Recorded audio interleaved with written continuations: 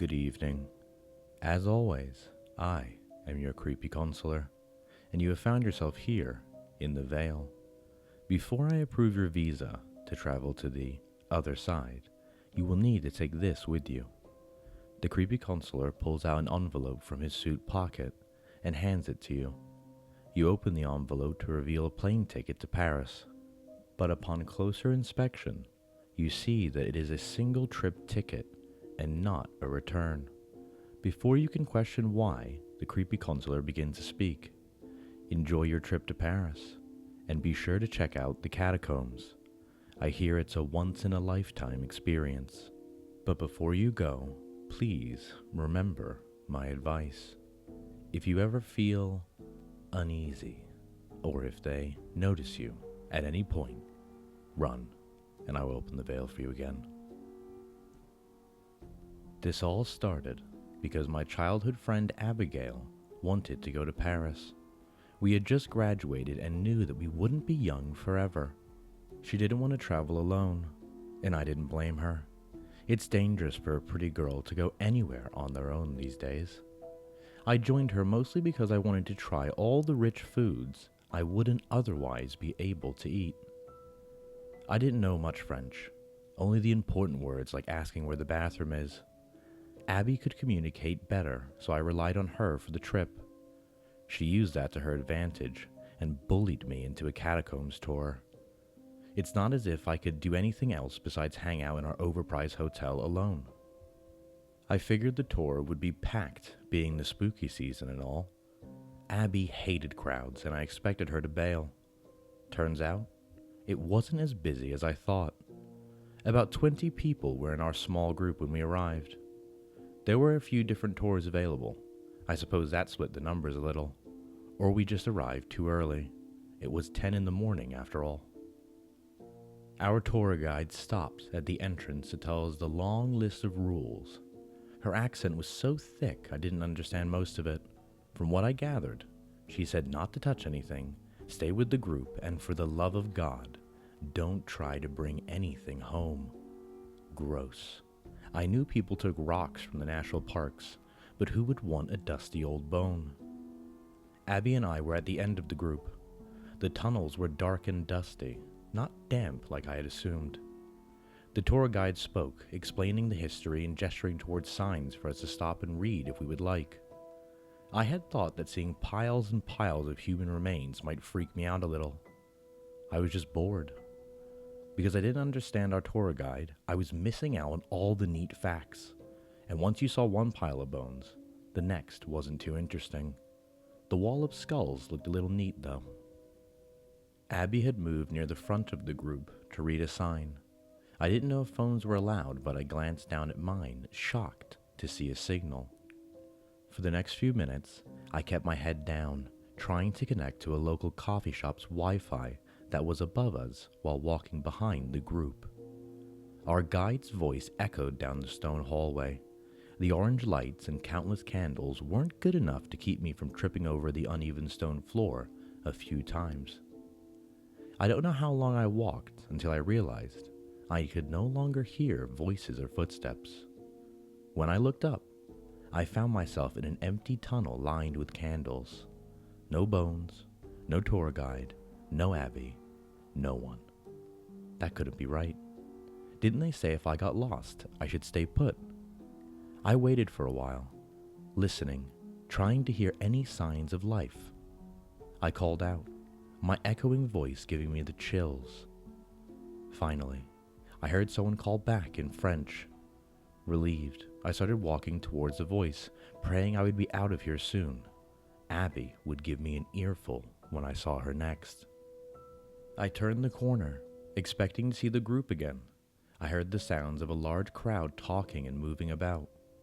When I looked around the corner, I didn't see a soul. Just another long hallway lined with more bones. There weren't any candles in the new hallway. I shone my phone flashlight down the narrow passage. The light couldn't reach the end.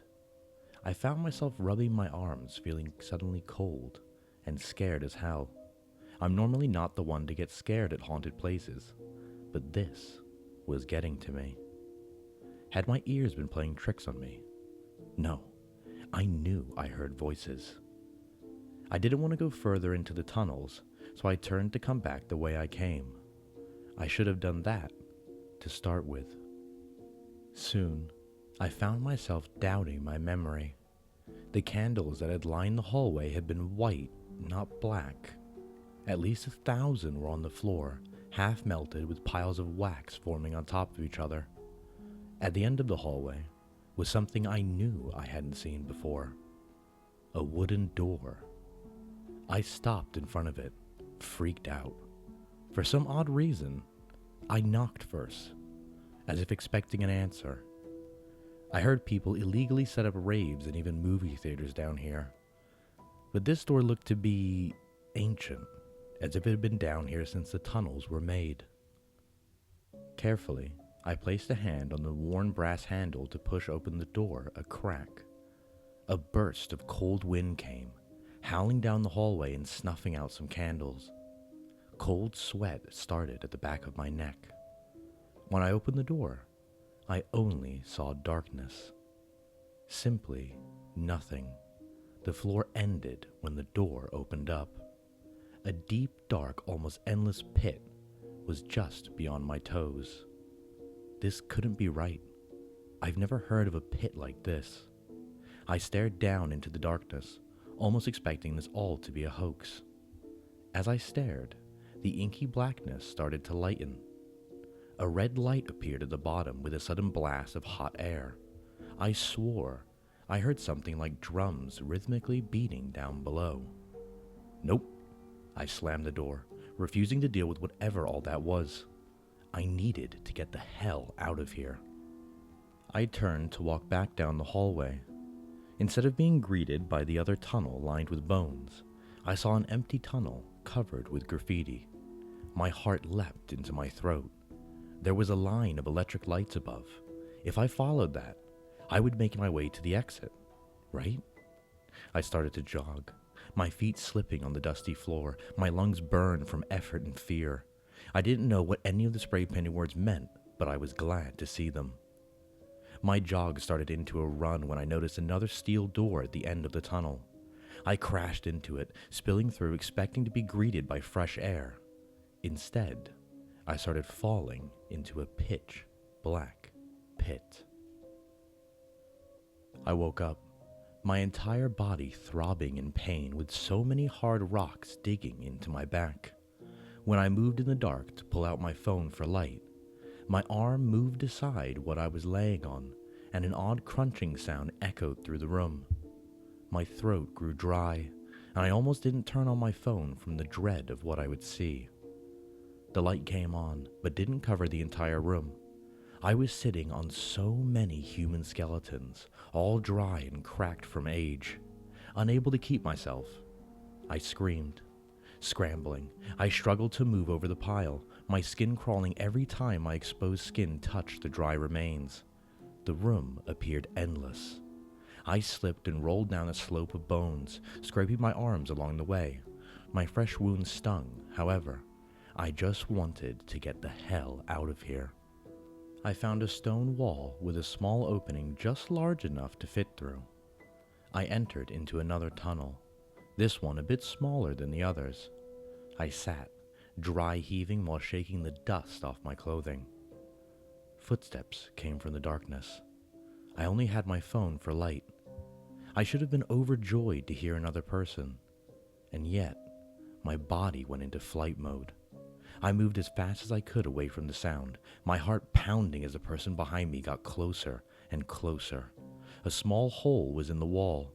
I knew I couldn't run forever, so I risked it. I crammed myself inside, no longer caring about bruises and cuts. Shoving my phone in my pocket, I clamped my hands over my mouth, trying to quiet my breathing. My knees pressed hard against my chest as I huddled in a space far too small for my body. The footsteps grew louder. I thought my heart would stop as I tried to think of what may come out of the darkness for me. Not knowing what was out there was far more terrifying than seeing any kind of monster mankind could think of. I was almost tempted to peek my head out to get an answer, to avoid the fear of not having one. The steps passed, but were soon joined by more. I needed to place my hands over my ears and shut my eyes tight against the booming sounds of a crowd stomping by just outside my hiding spot. Voices came, unlike anything a human could make. Cruel laughter and something almost like music mixed into the deafening chorus. I might have been there a few minutes, but it felt like an eternity of being crammed inside that crack in the wall, scared and alone. Even when the sounds died down, I didn't dare leave my hiding spot. Hot, silent tears ran down my face. I just wanted to go home. But deep down, I knew, no matter how much I explored these tunnels, I would never find the way out. A hand fell on my shoulder, causing me to scream. I flinched away, unable to move in the small space. The hand withdrew, and I saw a pale face peeking at me in the dark. They looked human enough, so thin they might as well be a skull with long black hair, their dark eyes sunken into their face. And yet, the smile was almost kind. Despite my fear, I found myself reaching out to this person. I took their bony, frail hand and let them guide us down the pitch-black tunnels. They may be leading me to a horrible fate, but their hand was warm like the living, and I was glad for that. We arrived at a small room lit by blood-red candles. Square holes had been carved out of the walls, deep enough for people to lay down inside. And there were people. Bodies filled each hole aside from two. They weren't all skeletons. Some wore modern shoes while others had their bare feet sticking out, half rotten. The odd stranger smiled again and walked over to the wall, gesturing at a space. I shook my head, feeling sick. I didn't want to be in that cold, dark space alone for the rest of my life. No, maybe longer than that. Somehow, they understood my thoughts.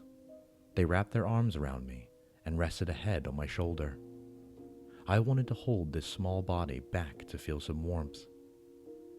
They would share a spot with me whenever I was ready, and I wouldn't be alone. Gently, I pushed them aside. It took all my willpower to do so. Their smile didn't fade. They just nodded and let me turn around back into the endless hallway. I hurt leaving that room behind. I do dearly want to just stop and rest. I can't. How long has it been? No matter how far I walk, I always seem to end up in the same long dark hallway with the entrance to the resting room at the end. I hear the sounds of the others I don't care to meet in the distance. My life is now walking down this hallway, new doors appearing that all lead me back to the start. My options are now keep walking, let the others catch up, or stop in the room with a warm embrace waiting. I did take a break to type all this out. My phone has service, 1 bar, and yet I can't call for help. I don't know if this will reach anyone. I pray it does. If you ever go on a tour in the catacombs, remember to listen carefully. Don't leave the group. If you get lost, stay where you are. And respect the dead. Because no matter how much we struggle against it, in the end, we all end up dead and buried.